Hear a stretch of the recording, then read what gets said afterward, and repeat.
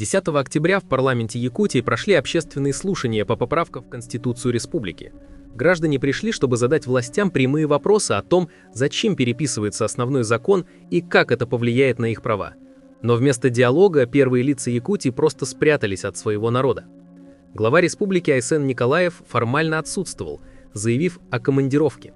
Однако выяснилось, что никакой командировки не было. Николаев находился в Якутске. А второе лицо республики, спикер парламента Алексей Еремеев, также отсутствовал на слушаниях. Он появился только спустя несколько дней после окончания слушаний и сразу дал интервью лояльным СМИ, пропагандисту Олегу Колесову Талбану и радио Тетим. Алексей Еремеев начал свой карьерный путь в администрации Намского улуса. С 2000 года Еремеев уже работал в аппарате правительства республики. В 2003 году, будучи министром, Еремеев утвердил выделение федеральных целевых средств в размере 49,5 миллионов рублей и республиканское софинансирование на такую же сумму для реализации подпрограммы обеспечения жильем молодых семей.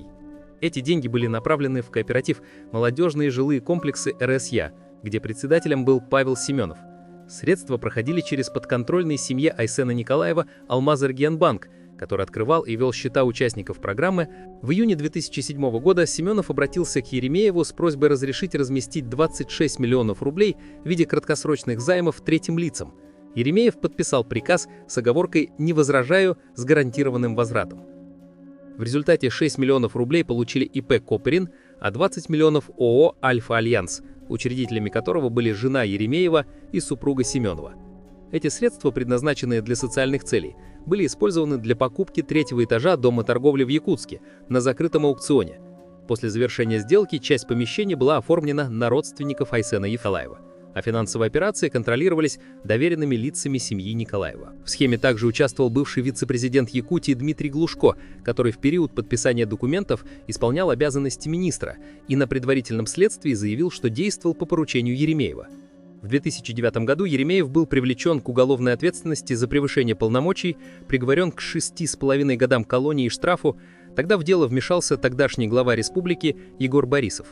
В результате беспрецедентного давления и вмешательства Борисова приговор был отменен, повторное рассмотрение закончилось оправданием, а позже Еремеев даже получил компенсацию морального вреда в размере 150 тысяч рублей. В 2013 году, едва избежав уголовного наказания, Алексей Еремеев спокойно вернулся во власть. Он стал депутатом Илтумен 5-го созыва, где он возглавил ключевой комитет по государственному строительству и законодательству. В 2018 году он вновь прошел в парламент уже 6-го созыва и сохранил пост главы комитета, фактически контролируя законотворческий процесс. В конце июня 2021 года при поддержке «Единой России» и лично Айсена Николаева Еремеев был избран председателем парламента Якутии, высшей законодательной должности в республике. На этом посту он неоднократно ездил на оккупированные территории, участвовал в пропагандистских передачах, оправдывал войну и мобилизацию, демонстрируя полную лояльность Кремлю. Считаем, что братская наша помощь должна быть сделана качественно, вовремя и эффективно. У нас есть очень много общего, потому что и у вас недровые ресурсы добываются, и у нас недровые ресурсы добываются. И вот с точки зрения защиты экологии. Вообще, как такого понятия украинской государственности, мы знаем же историю как таковую. Она была создана при создании советского государства. Откровенная русофобия. Они запретили даже региональный статус русского языка. Перед тем, как началась специальная военная операция, Россия неоднократно настаивала вопрос о том, что эти Минские соглашения должны реализовываться. 8 лет ждали, и они не реализовывались. Сейчас социологические исследования говорят о том, что более 90% и на Донецкой Народной Республике, и в Луганской Народной Республике они однозначно выступают за присоединение к Российской Федерации. У нас существует ядерная триада, мы обладаем всеми средствами ее доставки, и если что, будет агрессия на территории Российской Федерации, мы незамедлительно будем осуществлять те мероприятия по защите нашей территориальной целостности. Мы проводим специальную военную операцию. А специальная военная операция, цели ее четко обозначены. Это демилитаризация и денацификация соседнего с нами государства. То есть мы не воюем против народа Украины. Мы не воюем против государства как такового Украины. От Украины это исходило или от России исходило? Конечно же, враждебность исходила от Украины. Мы же все это наблюдали же. Мы не объявляли войну Украины, мы объявляли специальную военную операцию. И этом я считаю, что руководство страны совершенно право. Речь идет о частичной мобилизации граждан, которые должны быть призваны в ряды вооруженных сил Российской Федерации. Впоследствии, после этого обращения, министр обороны обозначил, что это где-то будет 300 тысяч человек призвано. Призвано не единоразово, а в несколько этапов, для того, чтобы они прошли соответствующую военную подготовку. Если будет необходимость, то они будут переброшены в зону боевых действий специальной военной операции. Сегодня замешанный в крупных коррупционных схемах Алексей Еремеев не только не понес ответственности, но и занимает одну из ключевых должностей в республике и без малейшего стыда штампует антинародные законы. Более того, сейчас он активно пытается протолкнуть поправки в Конституцию в интересах своего подельника, такого же коррупционера Айсена Николаева.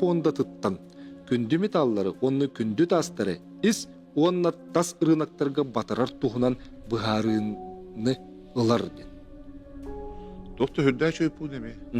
Бейі жаму деме, сығай дәнлер бұл елдар қамып қолуыр бұл мантан еліне тоқ бар государственный хранилищеві, тоқ бұл түкінді тастар бұтын атылан, баян, одан қалын сөп, дейбі кылы онны күрдік әтейлері күтті әтеғірділер деп атты, әтейлері дөбеккілер.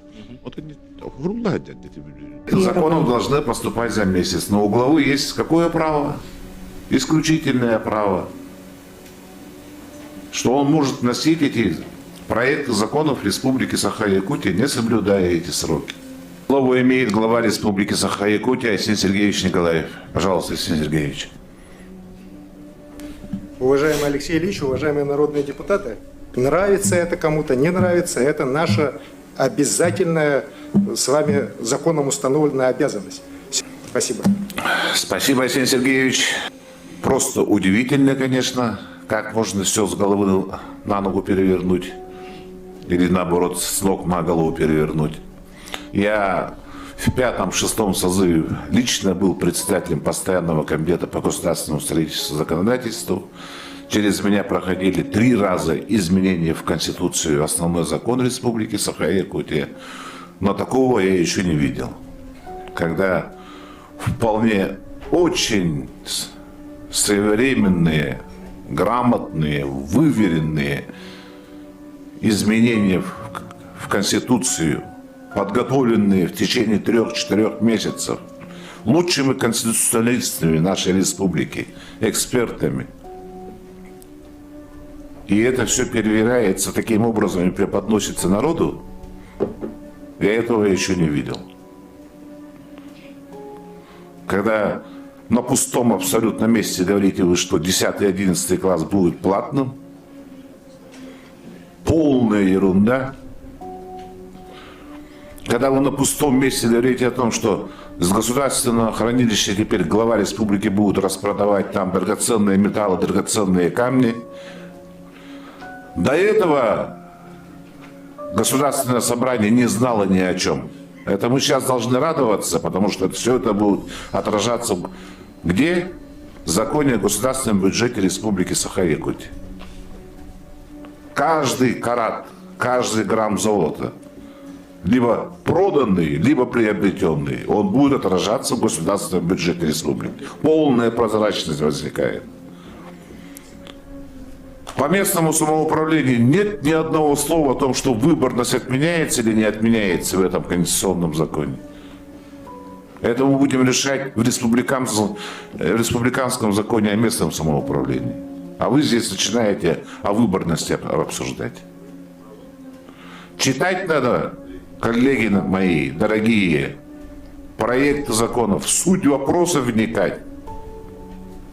Очень внимательно читать, сопоставлять. Мы же народные депутаты, люди государевы. Принято. Уважаемые коллеги, поздравляю вас с внесением изменений в Конституцию, основной закон Республики Саха-Якутия.